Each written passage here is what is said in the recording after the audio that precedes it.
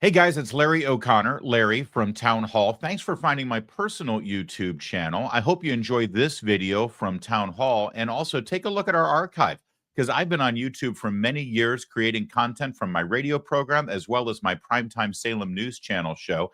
And make sure you subscribe because we've got brand new original content coming out on this very channel very, very soon.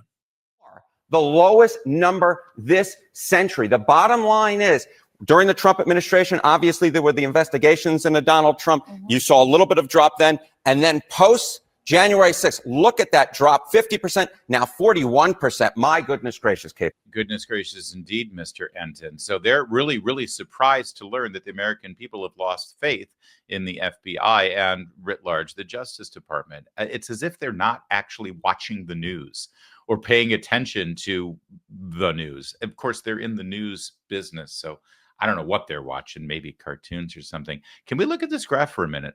So 2014, 59% of the people in America surveyed had faith in the FBI. This is 2 years into Obama's second term, hadn't started the campaign in 2016 yet. There hadn't been an investigation into Hillary Clinton's emails. There hadn't been investigations into Donald Trump's campaign. For the most part, the American people seemed okay with what the FBI was doing. 59% isn't stellar, but it's better than, not.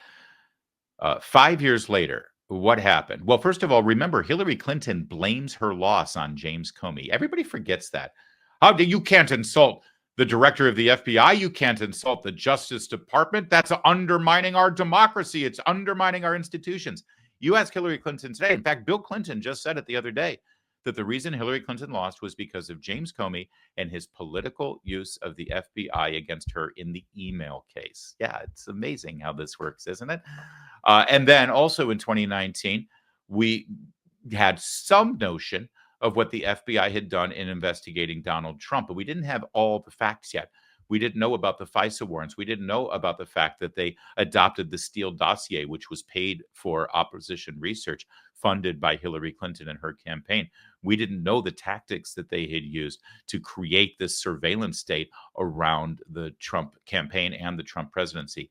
You fast forward to 2022, it's now dropped down to 50% because we've learned all of the things that the FBI did on James Comey's watch. Now you fast forward 2 years later in 2024.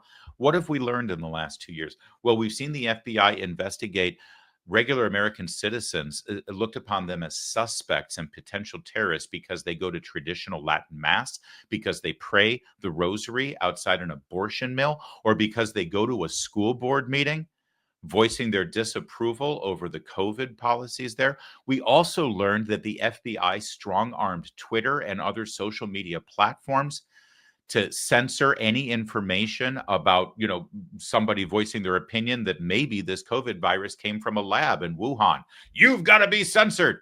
You can't be saying that.